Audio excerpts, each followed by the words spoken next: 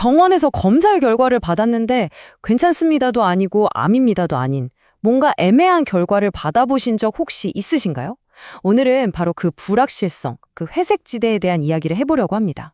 위가 좀 안 좋아서 내시경을 받고 혹시 몰라 조직 검사까지 했는데 결과가 명확하지 않다?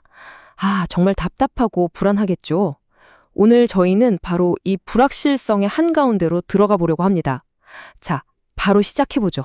의사들은 보통 이런 애매한 상태를 신생물 여부 불명확학이라고 불러요. 이름부터 어렵죠. 말 그대로 딱 회색지대인 셈입니다. 정상이라고 하기엔 세포 모양이 좀 이상하고 그렇다고 암이라고 딱 잘라 말하기엔 아직 근거가 부족한 거죠. 이 진단이 대체 뭘 의미하는지 지금부터 아주 자세히 들여다보겠습니다. 네, 그럼 이 미스터리한 진단의 실체는 과연 뭘까요? 이 불분명한 진단이 왜 중요한지 그 이유부터 한번 알아보겠습니다. 이게 왜 그렇게 중요하냐면요. 이 진단이 품고 있는 의미의 폭이 정말 어마어마하게 넓기 때문입니다. 보세요. 신생물 여부 불명확이라는 이 진단 하나가 그냥 가벼운 염증 반응일 수도 있지만 반대로 암의 초기 신호거나 심지어 이미 암이 있는 상태일 수도 있다는 걸 전부 포함하고 있거든요. 자, 이 표를 보시면 이게 얼마나 심각한 문제인지 확 와닿으실 겁니다. 여러 연구 결과를 모아놓은 건데요. 불명확 진단을 받았던 환자들이 나중에 어떤 최종 진단을 받았는지 추적한 거예요. 연구마다 조금씩 다르긴 하지만 최종적으로 위암으로 진단된 비율이 적게는 21%에서 많게는 무려 37%가 넘습니다. 암 전 단계인 이형성증까지 더하면 위험성은 훨씬 더 커지죠.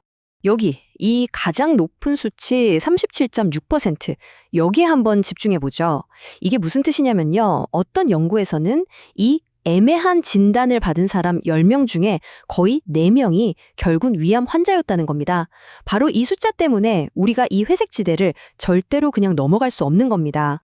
그럼 의사들은 이 미스터리를 어떻게 풀어나갈까요? 첫 번째 단계는 바로 내시경, 즉 윗속을 직접 들여다보는 겁니다. 마치 형사가 사건 현장에 도착해서 첫 단서를 찾는 것과 똑같죠. 내시경을 보는 의사들은요, 이런 시각적인 단서들을 찾습니다. 지금 보시는 위궤양처럼 병변의 경계가 막 울퉁불퉁하거나 바닥에 뭔가 지저분해 보이면 이거 단순궤양이 아닐 수도 있겠는데 하고 딱 의심을 하게 되는 거죠. 이 사진도 한번 보세요. 원뜻 보면 별거 아닌 것 같잖아요. 하지만 전문가들은 점막의 색이 주변이랑 미묘하게 다른 거, 표면이 살짝 거친 거, 이런 아주 사소한 차이도 절대 놓치지 않습니다. 이런 것 하나하나가 나중에 미스터리를 푸는 중요한 퍼즐 조각이 되거든요. 자, 그럼 의사들이 주목하는 핵심적인 위험 신호들을 한번 정리해 볼게요.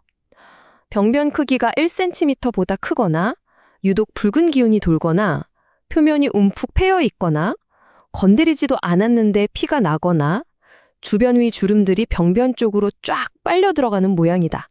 이러면 조직검사 결과가 좀 애매하더라도 훨씬 더 바짝 긴장하고 보게 됩니다. 자, 이제 현장 조사는 끝났습니다. 이제 증거물을 들고 과학수사대, 그러니까 병리과 실험실로 가보겠습니다.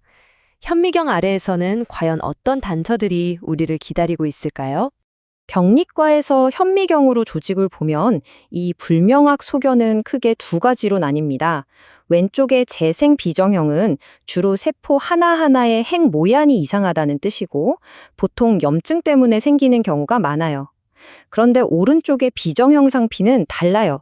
이건 세포들의 구조적인 뒤틀림, 즉 세포들이 모여있는 모양 자체가 이상하다는 건데 바로 이 구조의 문제가 훨씬 더 위험한 신호로 여겨집니다. 네, 이 구분이 말처럼 쉽지가 않습니다. 이 인용구가 그 어려움을 아주 잘 보여주죠. 진단이 매우 어렵다. 심지어 전문가인 병리과 의사들 사이에서도 의견이 갈릴 만큼 까다롭다는 거예요. 그래서 뭔가 더 객관적인 기준이 필요하게 된 겁니다. 그렇다면 이 미스터리를 풀 결정적인 한방, 그 단서는 대체 뭘까요? 그래서 병리학자들이 더 객관적인 단서를 찾아 나섰고 마침내 아주 중요한 기준을 발견했습니다. 바로 4개의 선이라는 개념입니다.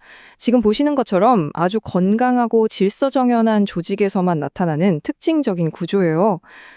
이 4개의 선은 세포들이 얼마나 규칙적으로 잘 배열되어 있는지를 보여주는 지표 같은 겁니다.